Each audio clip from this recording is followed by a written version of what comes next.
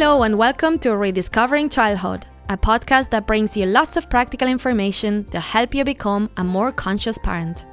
This podcast is brought to you by Discovery Playtime, an Irish business that provides high-quality educational and sensory toys to help your children develop skills through play. Visit discoveryplaytime.ie or download the app to get inspired.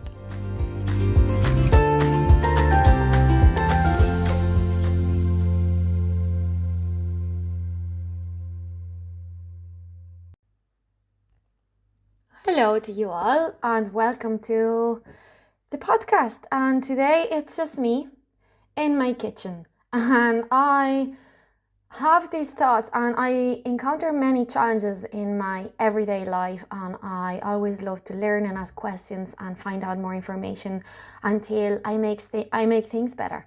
And I thought, if I can make things better for myself, why? I have this platform, so I thought I'd just share. So what I'm going to do now, I'm going to start sharing just 15-minute episodes with you of things that I learn on my day-to-day basis that I make better. It doesn't mean that's the way to do it, but it's just something that I come across, and I hope it does help you. I am struggling with bedtime routine and enjoying bedtime and the whole experience. I get very frustrated and overwhelmed because there are so many things that I think I need to do. Doesn't mean I need to do them. I don't need to reply all of my emails that day, and I don't need to have a spotless kitchen. But in my head, that helps me relax knowing I've done that, and I want to go to bed knowing that's done. And I struggle with that because bedtime is turning into a 3-hour fight, and that means I'm not enjoying bedtime and I'm also not getting anything done. So I had to stop and I had to do something about it. I met an amazing play therapist yesterday, and she gave me so many things to think about and so many opportunities for change and ideas. She opened my eyes, and I'm really excited now to make things differently, to do things differently, to make things better and to enjoy, to bring that excitement again and create more quality time with my children. But when you're in that cycle, it's very hard to get out. And the first thing is, as always, is noticing there is something wrong here. I'm not enjoying this, and it's something that I have to do it, but I'm not enjoying it. The second thing is to look for help, to find support. There's lots of support out there that we think if we look for help, if we look for support, we're failing. We don't know how to do it. We're not good enough. We failed. I'm a bad mom because I don't know how to do this, because I'm not enjoying bedtime. It doesn't mean that. Nothing means anything. Everything means whatever we think it means. And it's the meaning is different for me than it is for you or for anyone listening. So why does it have to mean that? It doesn't. We're all here to support for a reason. If there is support around you, it's because everybody knows. They know you're going to need that support. That's needed. So why wouldn't you take it? So my first advice would be for you to use the support that's around you, whether it's a friend, a family member, a therapist, a teacher in the school, anybody around you that you know you can trust.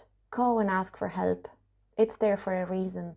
So because of these amazing therapists and all the support that's around me and the options that we have with technology that I could research and find new ideas, I now have a much better routine, and we need to change our habits now. Of course, we have now a way of doing it, and it's going to take time, it's going to take practice, and it's going to take consistency to stick to it and make it happen and turn it into a habit that we're all enjoy it and that we all enjoy. And then we don't even realize we're doing it. It's just happening. It's just part of our day and it's enjoyable. So I'm committed to it. We started yesterday and yeah, I'm excited. So in regards of routine is it means safety for children, for us, for everybody. It creates a safe space having a routine, and safety is a basic need. So by providing a routine, we are covering a basic need that children need. So it's It just makes sense that it actually is enjoyable, because it has to be there, it has to happen. Routines support healthy social, emotional development in early childhood, but also throughout our life. It helps children self-regulate. It gives them the tools for self-regulation. It allows them to have predictability. Predictability. It's one of those words I can't say, but to predict what's going to happen, and that's going to reduce anxiety. So it's much better for their mental health and for our mental health as parents as well, and adults. If they know what's going to happen, they're not going to feel so overwhelmed because of the uncertainty of the unknown. And I don't know, am I going to get time to play with my mommy today?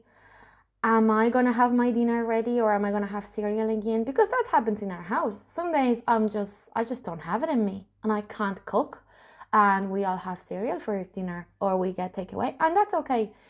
But they don't know what's going to happen. So are they eating snacks all day constantly because they don't know in their subconscious mind if they're actually going to get a warm, nice dinner that night, and they just survival mode? I don't know, but it's an option. So by me sticking to that routine and making sure that they know that they're having their dinner at 7, and of course we have to be open for flexibility and things that happen and things that come up every day, due to unforeseen situations and circumstances, and we can't control them all the time. But at the same time, it is a safe space that we know I am making dinner. This is my plan. This is what I'm going to do. If something happens, I'm okay to making changes, but my plan, this is my plan. And it's going to reduce their anxiety. It's going to make them feel less overwhelmed. And it's all about compromising. I'm compromising to make dinner for you and for us and for all, and have that quality time all together, having our dinner and being grateful for it. And we're going to have that dinner at 7 o'clock. But you need to compromise that you're not going to eat any snacks between 5 and 7. So you're actually hungry at 7 o'clock and you eat all your dinner, and I'm not cooking to feed the bin or the fridge for the next day. So it's all about compromising. I compromise that I'm going to spend 30 minutes with each one of you, and I'm going to give you my time unconditionally, with no phones, with no distractions. I'm going to do whatever you want. We're going to play whatever game you want, and I'm not going to tell you how to play that game or what instructions you need to follow. I'm here for you. You lead the way. But then I'm going to need 1 hour for myself to read a book, to listen to a podcast, to cook a much longer recipe or bake a cake, just because I want to do so for myself. But I need compromising here. I need that time for myself. If then you want me to give you that time for yourself, there needs to be time for both. It's so important. I can't pour from an empty cup. I need to fill my cup so then I can give you some of it. We actually started yesterday, so we have dinner. So when they come from school, I spend 30 minutes with each child, and that's it. That's 30 minutes. No question. I'm spending 30 minutes with one, 30 minutes with the other. The other one can watch TV or do whatever they want while I'm with the other one. So when I'm with child A, child B can watch TV or do whatever, but it's our time. When I'm with child B, then child A can watch TV or whatever, and it's my time with child B. And they know they're going to get that quality time, so they don't have to go crazy for attention, and they don't have to.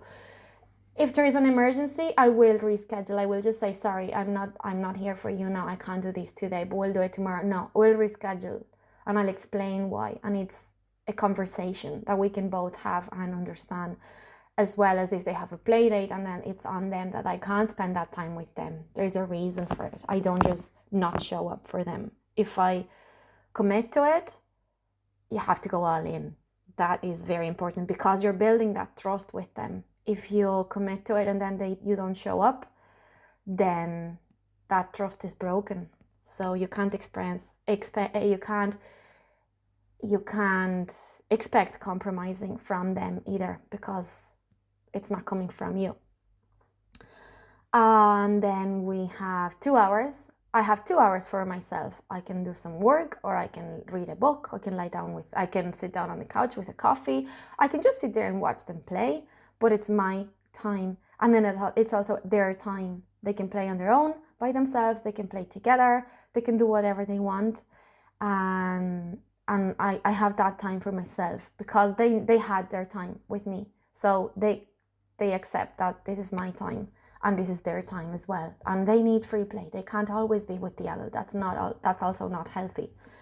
And they need independent play, and then they need to come up with their own ideas and have time to discover their own self and explore what they like, what they don't like, and create. Then within those 2 hours, I will have dinner ready as well. And then at 7 o'clock, we have our dinner.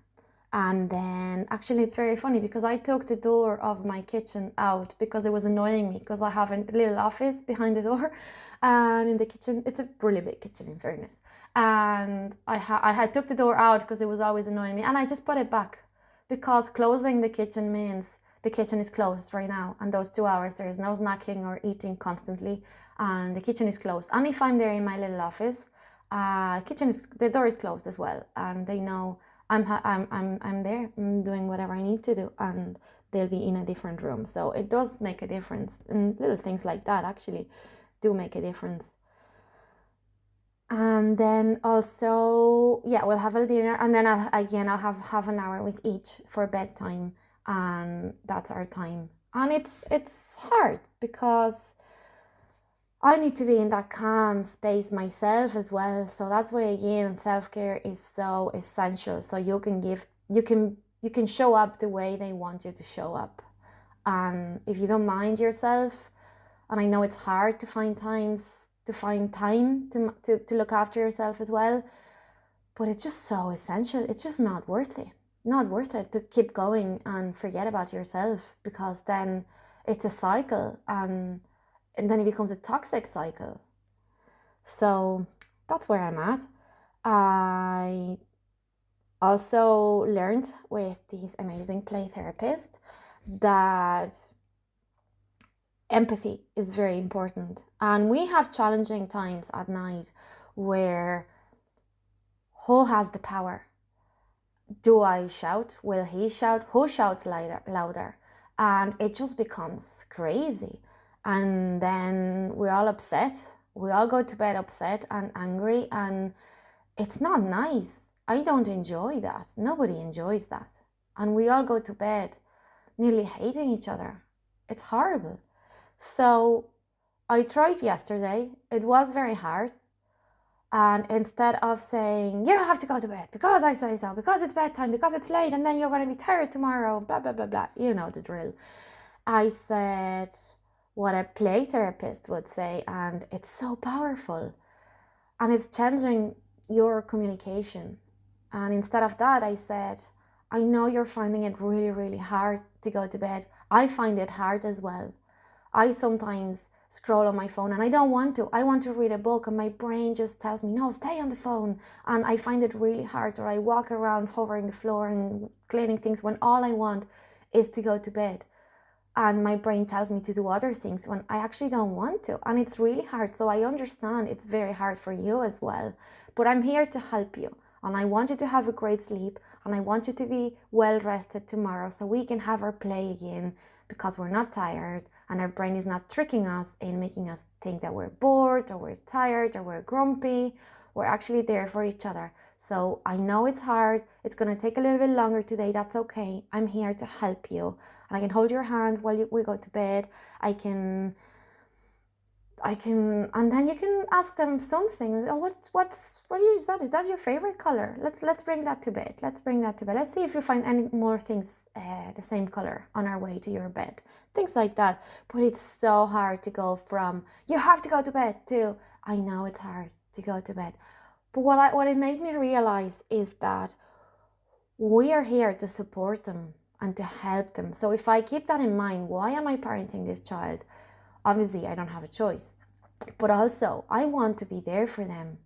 I want to role model what I want them to do and be in life in a way that, from a parent's perspective, they can do whatever they want. but I want them to have a good mental health, to be able to find their own happiness, to know what happiness means because they've seen it and they've experienced it at home. So I need to be that. And yes, it's hard. I'm not blaming myself for the days that I shout or for the days that I'm out of control, because I'm allowed to do that. I'm allowed to be that person as well. But I need to be able to catch myself, ground myself, come back to myself, reconnect with myself, and then show up again and be there for them. So, in conclusion, I think creating a schedule together really works really well for us. It adds quality time with myself, between themselves, each with their own self, and together as well, me and them. And then it's important to get daily feedback. So creating a schedule together, adding quality time with everybody. It's possible. We don't have time, but we can make time, and prioritizing what's important to us is key. Get daily feedback from each other. How did you find it yesterday? Did you enjoy playing that game with Mommy? Would you like some less time or more time, or is there anything else we can make it better for you? And having that daily feedback and conversations, and also make time for myself, is absolutely essential. It's important to set boundaries and to stick to them. And if we set new rules in the house and keep safety in mind, we need to stick to them and show up for them. And then also allow room for things to go differently, even every now and then, due to unforeseen circumstances. And I like to say things go differently, not things going wrong, because I don't think in life things go wrong. There's no right or wrong. We will never know what would have happened if things had gone differently. I don't know. Maybe in the long term would have been much better that way. I don't know. There is no way for me to know, because I haven't lived that experience. I lived a different experience. So for me, I think my perception is that whatever happens, that's what happened. And there is why would I even be bothered wondering what would have happened if, of course I can think about it and, be curious about it. That's fine. And then that will allow me to think and then maybe make different and better decisions next time. But there's no point beating yourself over something that went really wrong. Everything brings you to the next thing, whether that's one thing or another, whether that's what you expected or something totally different. So taking things as they come, and that's why it's so important to build that resilience. So when things come at you, you're strong and determined and confident that you can take it and turn it into something positive that will bring you to a better place. So that's me today. I learn as I talk, as you can see. It's all the thoughts in my head, and talking to you really helps me put things into perspective, put words into my thoughts, structure them, organize them, and understand better the way I think. Again, I'm no doctor or therapist, so these are just my thoughts, my research, my conversations with experts, and also with myself, and also with you. So if you have any feedback, any questions, anything you want me to talk about, please let me know, and thanks for listening. Thank you for listening to this episode.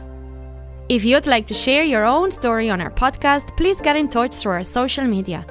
Don't forget to like, share, and follow so you'll never miss out on upcoming episodes. See you next time!